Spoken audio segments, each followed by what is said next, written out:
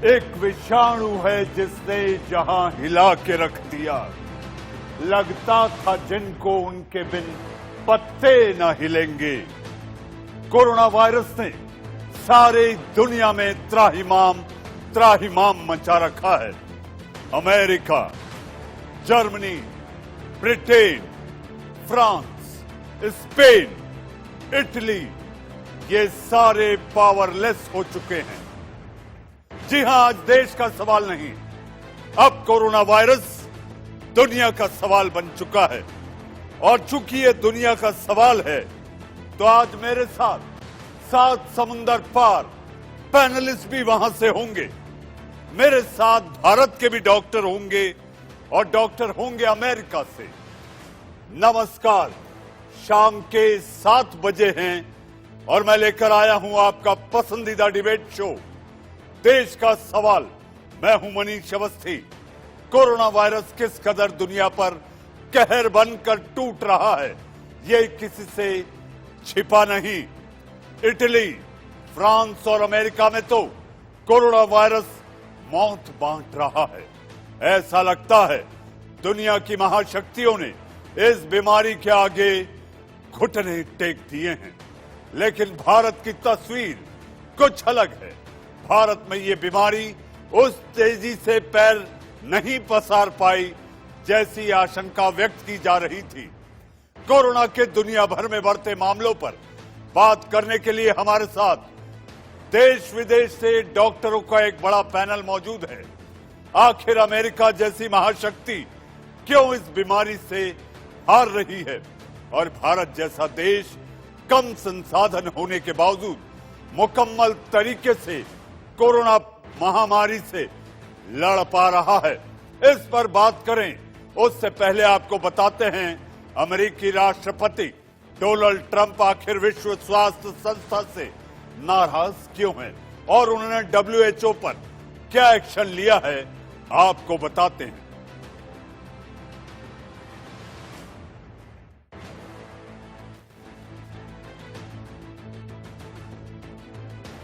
I'm instructing my administration to halt funding of the World Health Organization while a review is conducted to assess the World Health Organization's role in severely mismanaging and covering up the spread of the coronavirus. Everybody knows what's going on there.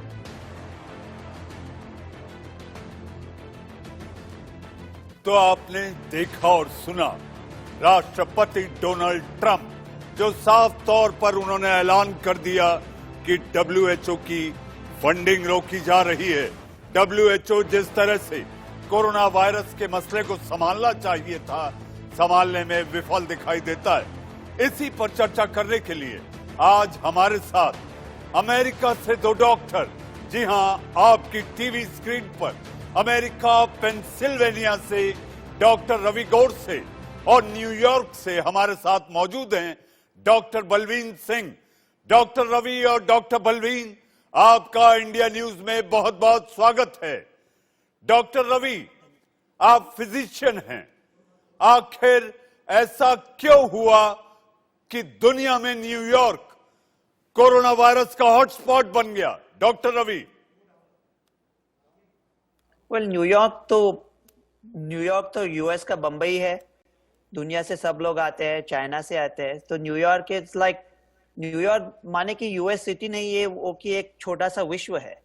पूरे दुनिया से लोग यहाँ आ जाते हैं और New York के cases बहुत लग रहे हैं, लेकिन हम लोग टेस्टिंग भी बहुत ज्यादा कर रहे हैं।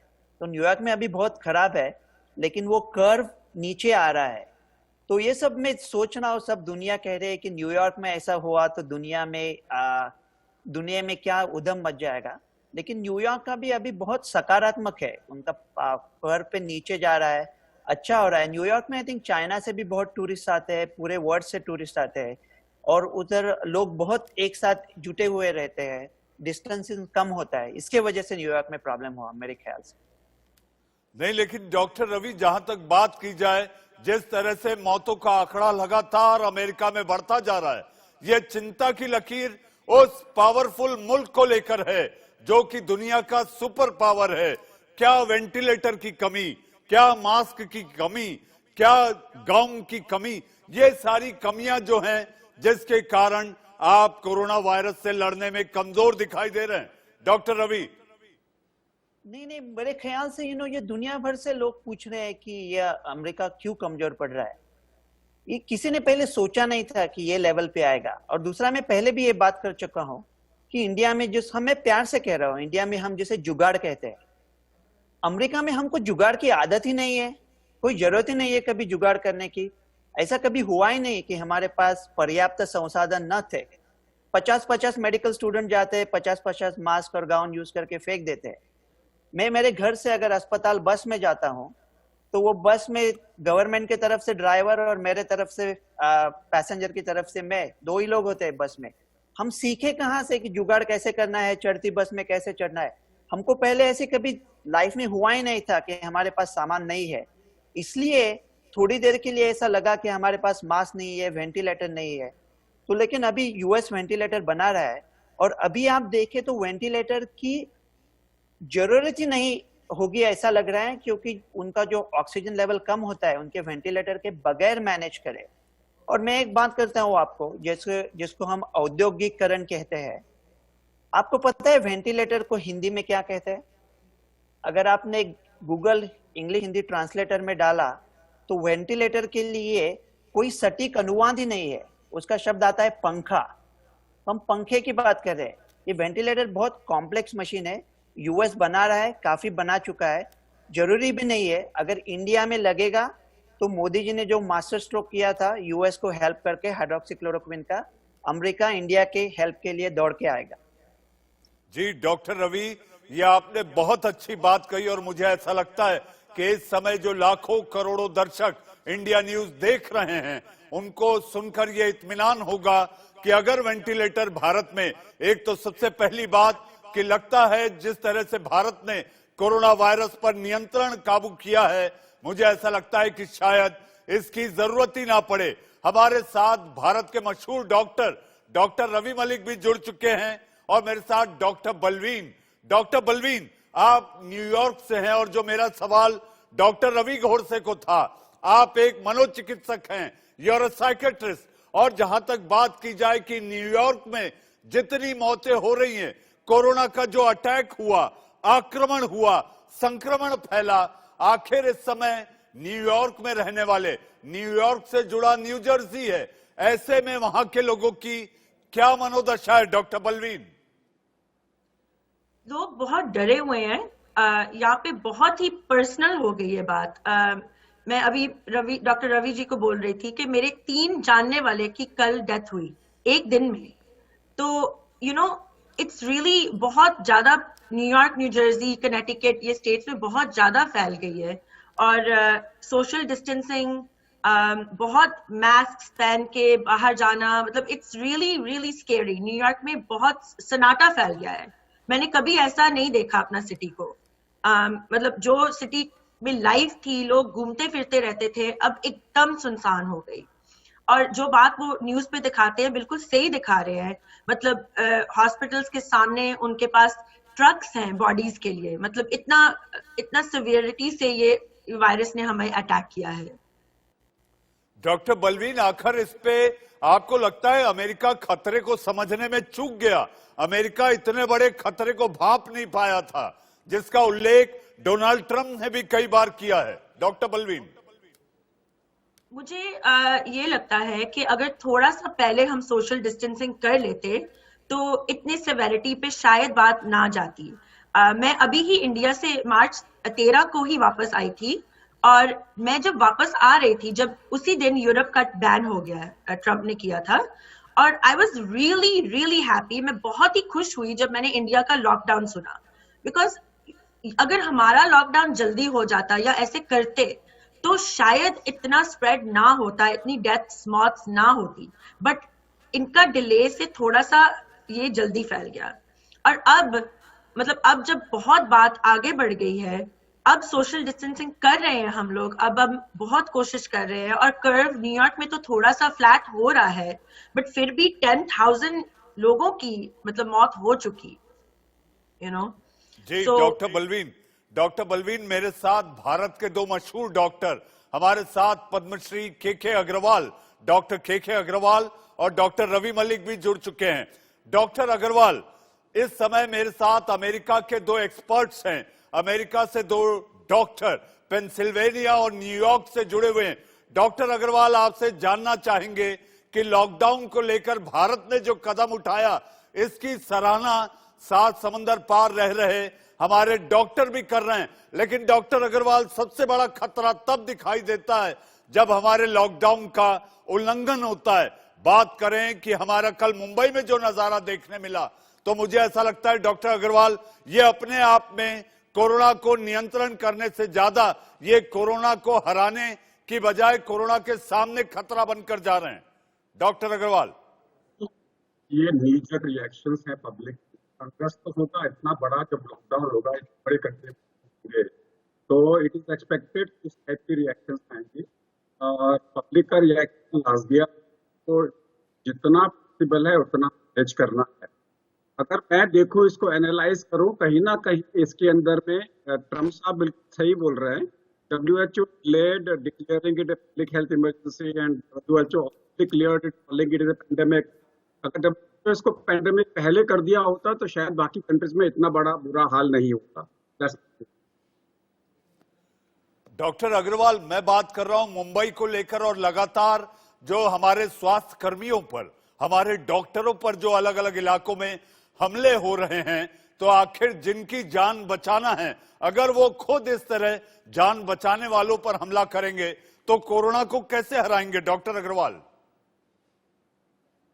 इस वक्त में हमारी सिचुएशन जहां बॉम्बे में हो रहा है, दिल्ली में हुआ, सूरत में हुआ, जहां लोग इकट्ठे हुए इतने सारे, ये अनफॉर्चुनेट है। ये लॉ एंड ऑर्डर की सिचुएशन है। इसमें हर स्टेट सरकार की रिस्पॉन्सिबिलिटी है कि इस टाइप के इंसिडेंट्स ना हो।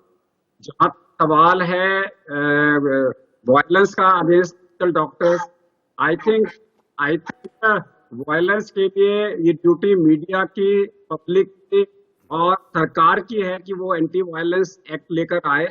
और इस वक्त में डॉक्टर्स अपने लिए लड़ नहीं सकते, क्योंकि हमारा फर्ज है इस वक्त में लोगों की जान बचाना।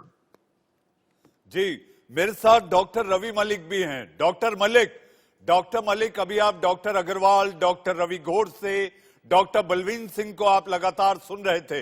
डॉक्टर मलिक, मेरा सवाल आपसे है कि अगर स्वास्थ्य कर्मियों पर, डॉक्टरों पर इस तरह के हमले होंगे, लॉकडाउन का उल्लंघन होगा, तो आखिर हम कोरोना को हराएंगे कैसे? डॉक्टर मलिक,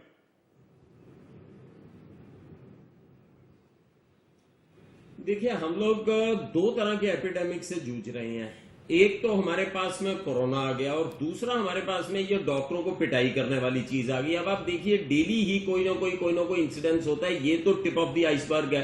अगर एक इंसिडेंस मीडिया की नजर में आ रहा है तो पता नहीं कितने और ऐसे इंसिडेंट्स हो रहे होंगे हमारे भारत के गली मोहल्लों में, जहां पर डॉक्टरों नर्सों के ऊपर मारा जा रहा होगा या पीटा जा रहा होगा या गालियां दी जा रही होंगी या अश्लील हरकतें हो रही होंगी। तो ये चीजें बहुत गलत हैं। आपको ये मैं बता दूं, विश्व भर में वायलेंस अगेंस्ट डॉक्टर्स जो है, इस तरह का आपने कभी नहीं सुना होगा। न्यूयॉर्क में डॉक्टरों को पीट रहे हैं, जरा सा कोई रिलेटिव को कोई कॉम्प्लिकेशन होगी तो उसको मारना शुरू कर दिया। हमारी ह्यूमन बॉडी है और हर डॉक्टर चाहता है कि मेरा पेशेंट ठीक हो, उसको ऊपर मारना पीटना। सबसे बड़ी चीज मैं बताना चाहूंगा, ये इतनी जहरीली बीमारी है कि इस वक्त एक तो डॉक्टर बेचारे कोरोना से जूझ रहे हैं, वो कोशिश कर रहे हैं कि मरीज जो हैं हमारे बिल्कुल ठीक हों, वो बेचारों का ध्यान लगा हुआ है, 12-12, 16-16 घंटे की ड्यूटी कर रहे हैं। उसके बाद आप उनको जो है परेशान करने की कोशिश कर रहे हो, कभी उन्हें गाली निकाल रहे हो, कभी मार रहे हो, कभी पीट रहे हो। ये सबसे गलत चीज है। मैं तो ये कहूंगा, ये देशद्रोह है, ये एक आपराधिक एक्टिविटी है। इन सबको जेल के अंदर डालना चाहिए। क्यों? क्योंकि आप अपने पूरे नेशन को, पूरे देश को, पूरे भारतवासियों को खतरे में डाल रहे हैं। आप उनको मार रहे हैं। मतलब कितनी शर्मनाक बात है। हमारे साथ में इंटरनेशनल स्पेशलिस्ट बैठे हुए हैं और हम इस मुद्दे के ऊपर बात कर रहे हैं। कभी आपने सुना पेंसिल्वेनिया या न्यूयॉर्क में कि डॉक्टरों को घरों से पकड़ के उनको मार रहे हैं या उन पर पत्थर डाल रहे हैं? और वो भी उन डॉक्टरों को जो कोरोना के एरिया में जा रहे हैं, अपनी जान हथेली पे लेके जा रहे हैं, वहां पे उनके परिजनों को ठीक करने के लिए जा रहे हैं, उनके रिश्तेदारों को ठीक करने जा रहे हैं, उनमें बीमारी को जल्दी पकड़ने जा रहे हैं ताकि इनके ऊपर कोरोना का कोई असर ना हो। उन डॉक्टरों को, उन देवदूतों को, उनको आप पीट रहे हैं। It is very sad. तो मेरे हिसाब से तो ये चीज बड़ी गलत है। डॉक्टर मलिक, आपने एक बहुत अच्छा सवाल उठाया कि क्या अमेरिका में इस तरह के हालात हैं क्या। मेरे साथ दो मशहूर डॉक्टर अमेरिका से बैठे हैं। डॉक्टर रवि, क्या अमेरिका में ऐसा कोई वाकया सामने आया है जिसमें स्वास्थ्य कर्मी, कोई मेडिकल टीम पर इस तरह से हमला हुआ हो? ऐसा कोई अमेरिका में हो सकता है, लेकिन अमेरिका में क्या है, देखो, अगर किसी पेशेंट के साथ कुछ अत्याचार होता है या उसको लगता है कि उसको ठीक तरह से ट्रीटमेंट नहीं किया, तो उसको पता है वो लॉयर के पास जा सकता है, 2 मिनट में एक दूसरे को काट देते हैं। तो ऐसा बहुत सोशल, कोई हिंसाचार का समर्थन नहीं कर रहा है, लेकिन यहाँ के जो पेशेंट है उनको बहुत प्रोटेक्शन है। उनको पता है अगर उनके साथ कुछ गलत हुआ है तो 5 मिनट में वो लॉयर के पास जा सकते हैं और वो डॉक्टर से पूछताछ ठीक तरह से कर सकते हैं। लेकिन मैं एक दूसरा मुद्दा मानने वाला था, अगर आप इजाजत दे तो। बोलिए, आप कि बोलिए। आप कह रहे हैं कि कोविड के टाइम में डॉक्टर की मारपीट हुई तो कैसा कोविड का ट्रीटमेंट करेंगे? मेरे ख्याल से कोविड का और मारपीट का कोई रिश्ता ही नहीं है। डॉक्टर की मारपीट होनी ही नहीं चाहिए। ये कैसा होता है, क्या बात कर रहे हैं हम लोग? मतलब इसका, अगर डॉक्टर की मारपीट करेंगे तो वो कोविड को कैसा ट्रीट करेंगे? अगर कोविड नहीं भी है, इंडिया में कोई बीमारी नहीं भी है, तो भी ये मारपीट नहीं होनी चाहिए। और एक मैं मुद्दा क्विकली बोलना चाहता हूँ कि हम लोग कोविड बहुत बात कर रहे हैं। कोविड के अलावा भी हजारों बीमारी है। आपको पता है कि हृदय के विकार से कितने लोग मरते हैं यूएस में रोजाना? 2000 लगभग। तो कोरोना के जो सबसे ज्यादा नंबर है, उतने नंबर हार्ट डिसीज के भी है। तो मैं ये मुद्दा मानने वाला था कि अब हम सोचते कि कुछ पूरा ऐसा ना हो कि दूसरे मामलों को पूरा नजरअंदाज कर दे और कोविड। हमारे चाचा जी है बूढ़े, चाचा जी को बचाना है। ऐसे नहीं है कि चाचा जी को कोरोना से बचाया लेकिन हार्ट अटैक आ गया, वो अच्छी बात नहीं है। दूसरे डिसीजेस पे भी थोड़ा फोकस हो, ये मेरा मुद्दा था। और यूएस में ऐसा वायलेंस वगैरह की कोई कतई गुंजाइश नहीं। डॉक्टर रवि, आखिर ऐसी ये कौन सी मनोदशा हो जाती है कि जब जिसका आप इलाज करने जा रहे हैं, जिसकी आप जान बचाने जा रहे हैं, और आप उसी पर, आप उसकी जान पर बनाते हैं? ये मैं चर्चा करूंगा डॉक्टर बलवीन से। मेरे साथ डॉक्टर के अग्रवाल, डॉक्टर रवि मलिक लगातार बने हुए हैं। अब वक्त है एक छोटे से ब्रेक का। देश का सवाल नहीं, कोरोना वायरस अब दुनिया का सवाल बन चुका है। और आज दुनिया के सवाल में मेरे साथ अमेरिका से 2 बड़े डॉक्टर और भारत के 2 डॉक्टर बने हुए हैं, जो बताएंगे कि आप कैसे सेहतमंद और तंदुरुस्त रहें। एक छोटे से ब्रेक के बाद।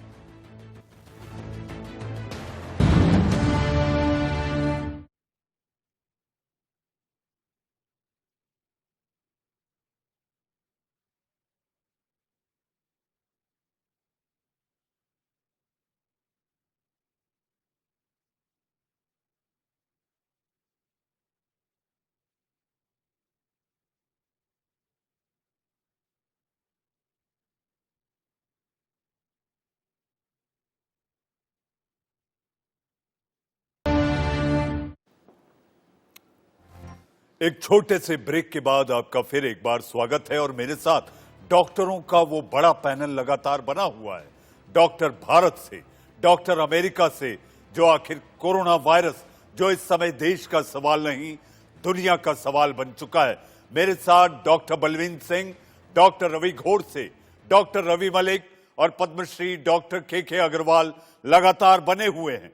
डॉक्टर बलवीन, ब्रेक के पहले मैंने आपसे पूछा था कि आखिर ऐसी स्थिति में जब न्यूयॉर्क और अमेरिका और सारी दुनिया में, आप खुद एक बहुत जानकार और आप प्रसिद्ध मशहूर मनोचिकित्सक हैं, हम आपसे जानना चाहेंगे कि लॉकडाउन के दौरान किस तरह से आप अपनी मनोदशा को काबू में रख सकते हैं?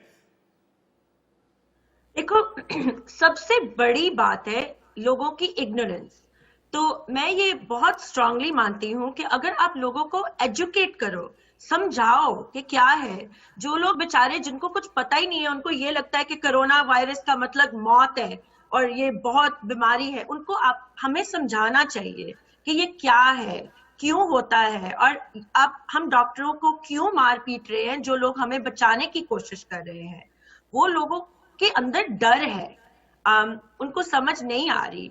तो एजुकेशन बहुत जरूरी है हर जगह में। जहाँ पे लोगों को आप एजुकेट करोगे, वहां पे ये इंसिडेंट्स कम होंगे। और मेरे ख्याल से कि आप अगर मेजर सिटीज में जाओगे जहाँ पे लोग पढ़े लिखे हैं तो ऐसे डॉक्टरों की मारपीट वो नहीं करेंगे, लेकिन जहाँ पे उनको समझ ही नहीं आ रही तो उनको समझाना जरूरी है, नंबर 1। और नंबर 2, ऑब्वियसली जो कानून है उसको साथ देना पड़ेगा। अगर मतलब यूएस में कोई भी डॉक्टर को मारने की कोशिश भी करे तो वो तो सीधा अंदर जाएगा, जेल में जाएगा, या बहुत मतलब प्रॉब्लम होगी। यहाँ पे अगर आप देखो पुलिस को, डॉक्टर को, कोई भी मारने की कोशिश करे, कितना मतलब सख्ती करते हैं वो लोग। सो ऑब्वियसली इंडिया में भी ये चीज जरूरी है कि कानून को भी साथ देना पड़ेगा कि मतलब किसी डॉक्टर के ऊपर आप डॉक्टर कैसे कर सकते हो। डॉक्टर बलवीन, चूंकि हमारे पास समय कम है और सवाल बहुत ज्यादा हैं, आप लोग अमेरिका से खास तौर पर जुड़े हैं ये बताने के लिए कि भारत में इस संक्रमण से कैसे लड़े। आप भारत को ये बताना चाहिए, आप बताने की कोशिश कर रहे हैं कि आखिर इस लॉकडाउन 2 में उनको कैसे रहना है। मेरे साथ के अग्रवाल साहब। डॉक्टर अग्रवाल, क्या दुनिया के बड़े सेंटर भी, दुनिया के बड़े मुल्क भी कोरोना वायरस को लेकर इसका कोई उपाय, सटीक उपाय या दवा नहीं ढूंढ पा रहे हैं? Doctor Agrawal. It's a new disease, नई बीमारी है। टीबी का इलाज आने में भी समय लगा था, एचआईवी का इलाज आने में भी समय लगा था। अब इतने सालों के बाद में जाके हेपेटाइटिस बी का क्योर आता है, इतने सालों के बाद में एचआईवी का कंट्रोलेबल मैनेजेबल सिचुएशन आई है। आप एक दिन में एक्सपेक्ट नहीं करते। ये वायरस नया वायरस है और ये 30% सोसाइटी को तंग करेगा। इसमें हमारे पास में कोई चॉइस नहीं है, जो दवाइयां दे सकते हैं वो देंगे। इसका जो आंसर है वो प्रिवेंशन है। वैक्सीन जब आएगा तब आएगा।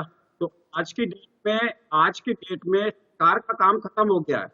अब मेरे आपको बचाना है तो मेरे घर के अंदर तो सरकार नहीं घुसेगी, मेरी दुकान में सरकार नहीं घुसेगी, मेरे को अपने आप को बचाना है। सबने समझ लिया है कि सोशल डिस्टेंसिंग क्या होती है, हैंड हाइजीन क्या होता है। आई थिंक हर आदमी ने सीख लिया है कि अपने आप को कैसे बचाना है।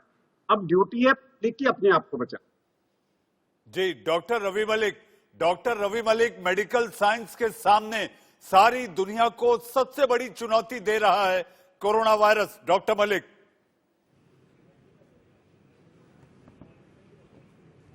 देखिए, डेफिनेटली मेडिकल साइंस को चुनौती तो दे ही रहा है, और ये चुनौतियां शुरुआती दौर में हर बीमारी ने दी हैं, लेकिन फिर भी ह्यूमन बीइंग्स ने इसका कोई ना कोई रास्ता निकाल ही लिया। कोई ना कोई दवाई निकल गई, कोई ना कोई वैक्सीन निकल गई है। डेफिनेटली ये थोड़ी चुनौती तो दे रहा है, लेकिन फिर भी मैं एक चीज बताऊं कि इसके अंदर भी हमारे को ह्यूमन बीइंग्स ने इस चुनौती को स्वीकार भी किया है, और हमारे पास कोई रास्ता भी नहीं है, लेकिन हमने इससे बचाव भी काफी किया है। अगर आप देखें हिंदुस्तान की आप बात लें तो 130 करोड़ की आबादी में अगर आंकड़ा आप देखें तो अभी भी कंट्रोल में है। 2 महीने से पैंडेमिक चल रहा है, और मुझे लग रहा है कि आने वाले समय में शायद स्थिति बेटर हो अगर सकारात्मक रूप से देखें तो। दूसरी चीज यह है कि कई दवाइयों के ऊपर शोध हो रहा है और कईयों में पॉजिटिव रिजल्ट्स भी आ रहे हैं, तो वो रिजल्ट्स भी मुझे लगता है कि अच्छे आएंगे। वैक्सीन की डेवलपमेंट भी हो रही है, उसको आने में टाइम लगेगा। और सबसे बड़ी चीज है कि कोरोना वायरस क्योंकि नई बीमारी है, ये हर वक्त चेंज हो रही है और इसकी सिचुएशन चेंज हो रही है। सिम्टम्स भी अभी समझ रहे हैं सब डॉक्टर्स, तरह तरह के सिम्टम्स हो रहे हैं, तो इसकी पूरी एपिडेमियोलॉजी, पूरे क्लिनिकल फीचर्स की प्रोफाइल धीरे धीरे करके हमारे सामने आ रही है। और मैं ये बताना चाहूंगा कि हमारे देश में एक जो बहुत अच्छी चीज हुई है वो ये हुई है कि लॉकडाउन हमने बहुत जल्दी फॉलो किया। अमेरिका में भी लॉकडाउन पहले, लेकिन वो कहते हैं ना कि in hindsight everyone is Einstein. जब हम पीछे देखते हैं तो फिर हम समझदार हो जाते हैं। तो अमेरिका में भी ये पता नहीं था कि एकदम से इतनी त्रासदी आएगी और वो होगी। दूसरी चीज, जहां तक आपने डॉक्टरों की मारपिटाई की बात कही है, मैं एक चीज बताना चाहूंगा, ये पढ़े लिखे की बात नहीं है कि इनको समझ नहीं है, इनको पढ़ाना चाहिए, हमें इन्हें बताना चाहिए। ये शहरों में नहीं, गांव में, ये हर जगह पे हिंदुस्तान में है।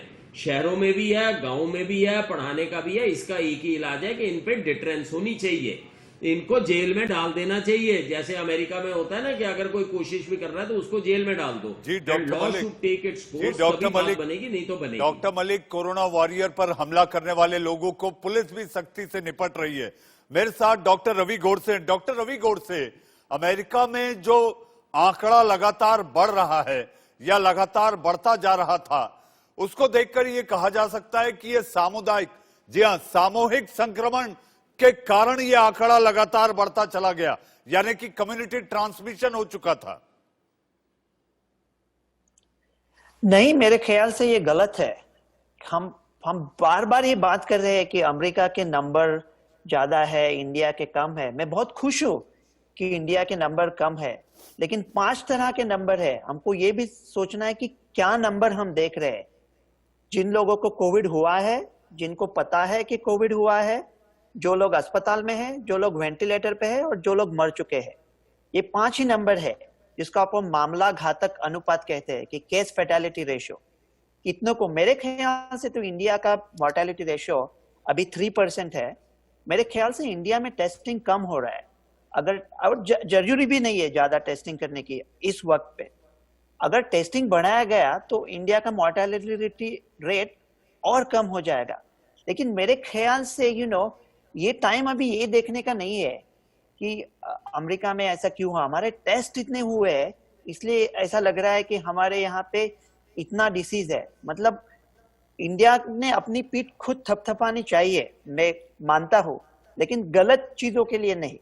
ये अभी आने वाला है 2 हफ्ते में कि इससे सीखे कि डॉक्टर रवि, क्या हो रहा है। डॉक्टर रवि, आपने बोलते बोलते बड़ी एक बहुत ऐसी पॉइंट की बात आपने कही है कि इंडिया को पीठ थपथपाना। मैं आपसे जानना चाहूंगा, हाइड्रोक्सी क्लोरोक्वीन को लेकर भारत की और अमेरिका ने देखा, भारत ने उनकी बात को माना, उनको दिया, तो क्या भारत को लेकर अमेरिका में इस बात की चर्चा है अखबारों में, मीडिया में, और एक आम अमेरिकी क्या कहता है?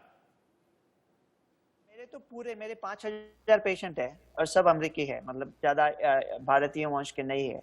सब लोग बहुत खुश है भारत से, बहुत बहुत खुश है, बेहद खुश है। और देखो, हाइड्रोक्सी क्लोरोक्विन की बात कर रहे हैं हम लोग, ये दवा की भी बात है और उम्मीद की भी बात है कि थोड़ा अगर पेशेंट को किसी बताया जाए कि उम्मीद है कि आप ठीक हो सकते हैं, तो उससे भी साइकियाट्रिस्ट एग्री करेंगे, उससे भी बहुत फर्क पड़ेगा। इसका मतलब ऐसा नहीं कि हम लोग झूठी तसल्ली दे रहे हैं। मैं खुद बता सकता हूं कि अगर डॉक्टर को, अगर वो हतबल नहीं हो रहे, हमारे पास कुछ है, कुछ कर सकते हैं। और यहाँ पे ऐसा ये सोच था कि हाइड्रोक्सीक्लोरोक्विन शायद चलेगा, कुछ ना कुछ तो हमारे हाथ में रहेगा। और जब इंडिया दौड़ के आया अमेरिका के लिए, तो अभी 2-3 हफ्ते बाद शायद इंडिया का पीक आएगा। अभी हम बहुत कुछ जानते हैं इस डिसीज के बारे में, ये कैसा ट्रीट करना है, क्या करना है, क्या नहीं करना है। डॉक्टर रवि, आपने बोलते बोलते बहुत महत्वपूर्ण बात कह दी कि अभी 2-3 सप्ताह बाद भारत में बहुत बड़ा पीक आ सकता है। मेरे साथ डॉक्टर के अग्रवाल, डॉक्टर रवि मलिक, डॉक्टर बलवीन बनी हुई है। डॉक्टर अग्रवाल, डॉक्टर रवि गोरसे के मुताबिक भारत में एक पीक आ सकता है। एक कंट्री का दूसरे कंट्री के साथ में हम कंपेयर नहीं कर सकते। भारत के अंदर में वेदर पीक आएगा कि नहीं आएगा, क्योंकि हम लोग लॉकडाउन किया है, गर्मियां हैं, एकदम आ जाएंगी, घर में एसी का इस्तेमाल नहीं कर रहे, तो हो सकता है कि हम लोग पीक को सप्रेस कर सके। लेकिन समय बताएगा, ये तो वायरस ही बताएगा, क्योंकि इस वक्त में तो पूरी दुनिया को ना ट्रंप साहब कंट्रोल कर रहा है, ना मोदी साहब कंट्रोल कर रहा है, तो कोरोना वायरस ही कंट्रोल कर रहा है। वही डिसाइड करेगा क्या होगा। But yes, there is a possibility कि हमारे यहाँ पे जो पीक आएगा वो सप्रेस्ड होगा। क्योंकि अभी जैसे रवि जी ने कहा कि नंबर ऑफ टेस्टिंग कम हो रहे हैं, उससे हम लोग बहुत ज्यादा फर्क नहीं पड़ता, because we are comparing number of deaths. Number of death will be 50% of serious cases.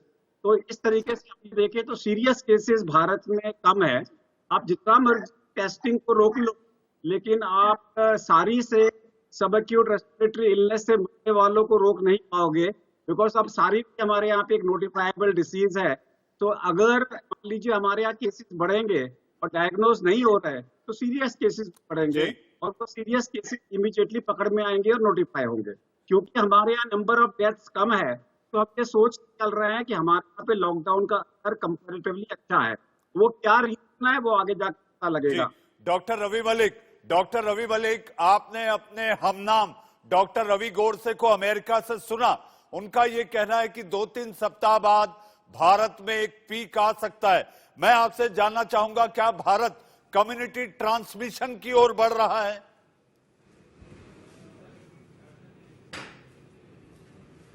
देखिए, इस बीमारी के बारे में कोई भी दावे से कुछ भी नहीं कह सकता कि पीक आएगा नहीं आएगा, क्या मोड़ लेगी, और it is very difficult to predict. लेकिन हाँ, ये जरूर मैं कहना चाहूंगा कि हिंदुस्तान की जो अभी सिचुएशन है वो एक तरह से अभी मैं कहूंगा कि स्टेबल ही चल रही है। अब आने वाले टाइम में क्या ये केसेस बढ़ते हैं, टेस्टिंग करेंगे, ऑब्वियसली थोड़े से बढ़ेंगे, क्या ये आउट ऑफ प्रोपोर्शन बढ़ते हैं या पीक आएगी। लेकिन एक चीज बताना चाहूंगा कि मोर्टेलिटी हमारे यहाँ पे कम है, मृत्यु दर कम है। और मृत्यु दर की मैं आपको एक चीज बता दूं, वो छुप नहीं सकती, क्योंकि मृत्यु एक इतनी बड़ी चीज है और ये नोटिफाइबल डिजीज है। तो मृत्यु दर अगर 340 है तो वो 340 ही है। इसका मतलब है कि हिंदुस्तान में अगर 130 करोड़ की पॉपुलेशन में केवल 340 लोगों की, वैसे मृत्यु तो एक भी नहीं होनी चाहिए, लेकिन अगर 340 केसेस की मृत्यु हुई है तो ये एक आंकड़ा जो है वो एश्योरेंस देता है कि डिजीज ने बहुत ज्यादा पैर अभी तक नहीं फैलाए हैं as compare to other countries. अब ये पीक आएगी नहीं आएगी, इसके लिए भी अटकलें लगाई जा सकती हैं, लेकिन कुछ स्टडीज ये भी कहती हैं कि समर आने के बाद में डॉक्टर मलिक, मेरा आपसे सवाल है, हम भी सपने में नहीं सोच सकते कि भारत में यह आंकड़ा बढ़े, लेकिन अगर तुलना की जाए स्पेन, इटली, यहां पर भी शुरुआती जो आंकड़े थे 10,000 मरीज, 10,000 संक्रमित मरीज और मौतें 150, तो अगर वो आंकड़ा देखें तो हम 11,000 पार कर चुके हैं। 11,000 पार करने के बाद हमारी मौतों का आंकड़ा भी लगभग 400 के करीब है। तो अगर वो तुलनात्मक दृष्टि देखें तो संकेत जरूर कुछ कहता है।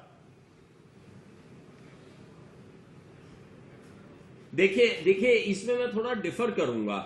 उनके जो 10,000 और इतनी मौतें जितनी जल्दी से पहुंची हैं, उतनी जल्दी से हमारी स्पीड उस तक नहीं पहुंची है।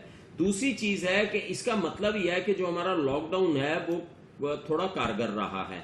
अगर आप देखें इटली की और स्पेन की, जिस ग्राफ से उनकी मौतें बढ़ी हैं और जिस ग्राफ से हिंदुस्तान की मौतें बढ़ी हैं, उनमें बहुत ज्यादा फर्क है। दूसरी चीज ये भी है कि अब ये आने वाला जो मौसम का बदलाव है और वायरस किस करवट लेता है ये तो समय बताएगा, लेकिन फिर भी कुछ स्टडीज ये भी कहती हैं कि समर के आने से, जबकि दूसरी स्टडीज उसको वो भी कहती हैं, लेकिन समर के आने से जब ह्यूमिडिटी बढ़ेगी तो शायद ये बीमारी कम होगी।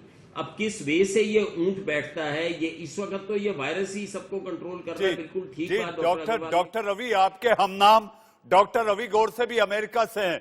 डॉक्टर रवि, आपने डॉक्टर रवि मलिक की बात सुनी, आपने डॉक्टर केके अग्रवाल की बात सुनी। डॉक्टर गोडसे, आपका जो आकलन है, आपको ये लगता है कि ये 2-3 सप्ताह में एक पीक लेगा? पता नहीं, कुछ कह नहीं सकते, है ना? कह नहीं सकते, कभी कुछ कह नहीं सकते। और मैं इंडियन डॉक्टरों के, तो वो तो मेरे सीनियर है, मैं उनसे बहस नहीं करना चाहता क्योंकि बहस तो अज्ञान का आदान प्रदान है। लेकिन मैं डिफरेंट नजरिया पेश करना चाहता हूं कि हम यूएस कहां था 3 हफ्ते पहले, इंडिया और यूएस के कंपैरिजन में अभी इंडिया कहां है पता नहीं है, यू नो। इसलिए हमको प्रिपरेशन ऐसा करना है कि शायद केसेस बढ़ेंगे और उम्मीद ऐसी रखनी है कि नहीं बढ़ेंगे। तो मेरे कुछ पॉजिटिव सुझाव थे, क्योंकि हम लोग ना बहुत हो गए अभी निराशात्मक। हमारे कुछ पॉजिटिव सुझाव है। मेरा एक सुझाव था इंडिया के लिए। जी बोलिए। कि 15% कार्यबल है वो निकाल दो, अभी भी स्वस्थ है, दुरुस्त है, उनको निकाल दो। और मैं कह रहा हूँ पूरे डॉक्टरों का नहीं, डॉक्टरों का, नर्सेस का, पुलिस का, क्रिकेटर्स का, एक्टर्स का, चलो राजनीतिक लोगों का भी 15% स्वस्थ लोगों को निकाल दो और घर भेज दो अभी पूरे तनख्वाह के साथ। तो शायद 2 हफ्ते बाद इंडिया में कुछ प्रॉब्लम आ जाता है तो आपके पास 15% कार्यबल मौजूद है। ये आज होना चाहिए। तो हम ये नहीं इंडिया कर रहा है डॉक्टर रवि, इंडिया ने बहुत अच्छी से लॉकडाउन किया हुआ है, तो I think this is really wonderful. लेकिन मेरा प्रॉब्लम देखो लॉकडाउन से क्या है, ओके? तो लॉकडाउन तो किया है 3 मई तक, राइट? तो लोगों को अभी परेशानी ये है कि लॉकडाउन के बाद क्या होने वाला है, यू नो। उम्मीद की कोई बात ही नहीं हो रही। अगर 3 मई को देश खोल दिया और 4 मई को लखनऊ में 5 केस आ गए तो क्या फिर लॉकडाउन करेंगे? कब तक लॉकडाउन करेंगे? भगवान ने इतनी अच्छी सूरत दी है, क्या मैं पूरी जिंदगी उसको मास्क के पीछे लगा के फिरूं? तो ये उम्मीद की बात होनी चाहिए कि हम क्या करेंगे वो लॉकडाउन को प्रिवेंट करने के लिए, कि 15% लोगों को बाहर निकाल दे, एंटीबॉडी टेस्टिंग करे, देखे कि किनको पहले ही डिसीज हुआ है, तो ये उम्मीद की बात लोगों के लिए होनी चाहिए, अदरवाइज लोग परेशान हो जाएंगे। डॉक्टर रवि, आपने शायद सुना है कि आई थिंक इंडिया कर रहा है ऐसा। मैंने जोन्स का भी सुना है कि वो कई जोन्स को हाई लाइक क्रिटिकल जोन्स मानेंगे, कई जोन्स को जैसे जहां पे डिजीज लेस है, जहां पे खेती बाड़ी है, जहां पे फार्मिंग है, वो जोन्स शायद खोलेंगे। आई थिंक इंडिया हमारे से आगे प्रिपरेशन बहुत अच्छी कर रहा है इन माय हाँ, ओपिनियन। नहीं वो तो बहुत Because देखो, गौरव की बात है। हमारा डॉक्टर देखो, ये बलवीन, बात compare- डॉक्टर बलवीन, आप ये कहना चाहती हैं कि अमेरिका लॉकडाउन करने में चूका, इसलिए अमेरिका को भुगतना पड़ रहा है, और भारत में जो लॉकडाउन की पहल हुई है वो उसको नियंत्रण करने में बहुत ज्यादा मदद करेगा। डॉक्टर बलवीन जी, रिजल्ट्स ही दिखा रहे हैं ना। देखो आप, इंडिया में पॉपुलेशन कितनी ज्यादा है। I think China and India is the most populated in the world, right? तो अभी इंडिया में लॉकडाउन की वजह से इतना नहीं स्प्रेड हुआ, ये दिख रहा है। So this is really important. I wish कि लॉकडाउन यहाँ पे ज्यादा होता, बिकॉज न्यूयॉर्क की पॉपुलेशन भी बहुत ज्यादा है, इट्स वेरी डेंस। जैसे इंडिया है, बॉम्बे है, दिल्ली है, इंदौर है, मतलब मेजर सिटीज जैसे हैं। तो यहाँ पे कम्युनिटी डॉक्टर अग्रवाल, लॉकडाउन ही सबसे बड़ा बचाव है, लॉकडाउन ही सबसे बड़ी वैक्सीन दिखाई देती है सोशल डिस्टेंसिंग के साथ साथ। जी बिल्कुल, पर्पस ऑफ बिल्कुल, लॉकडाउन बहुत जरूरी है। आपको सिखाया जाए कि फिजिकल डिस्टेंसिंग क्या होती है, सरफेस कंटामिनेशन क्या होता है, सरफेस डिकंटामिनेशन क्या होता है, और उसके अलावा आपके रेस्पिरेटरी एटिकेट्स क्या हैं और आपके जो एटिकेट्स क्या हैं, ये आप लोगों ने सीख लिया। एक बार लॉकडाउन खुल जाएगा, और अब ये 7 दिन के बाद में लॉकडाउन धीरे धीरे खुलता है, होगा क्या, जहां पर 7 दिन में कोई केस नहीं हुआ वो एरिया खुल जाएगा, जहां 7 कोई केस है प्रिकॉशंस आएंगे, हॉस्पिटल क्लिनिक्स धीरे धीरे सारे नॉर्मलाइज हो रहे हैं। अब सब ने समझ लिया है कि every patient is covid positive unless to otherwise, every surface is covid positive unless otherwise. अब सबको इसके साथ में ही जीना होगा।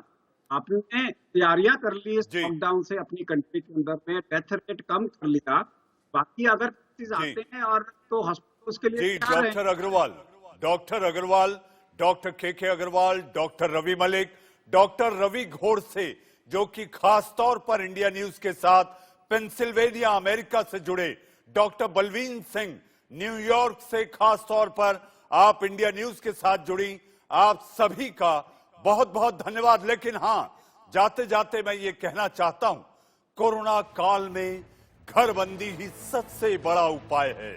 जी हां, लॉकडाउन 2 का सम्मान करो ना। जी हां, देश का सवाल में आप लोग जुड़े, आप सभी का बहुत बहुत धन्यवाद। दिन भर की खबरों के पिटारे को लेकर आएंगे मेरे सहयोगी रोहित पुनेठा, कोरोना समाचार और कोरोना अपडेट के साथ आंख कान खोल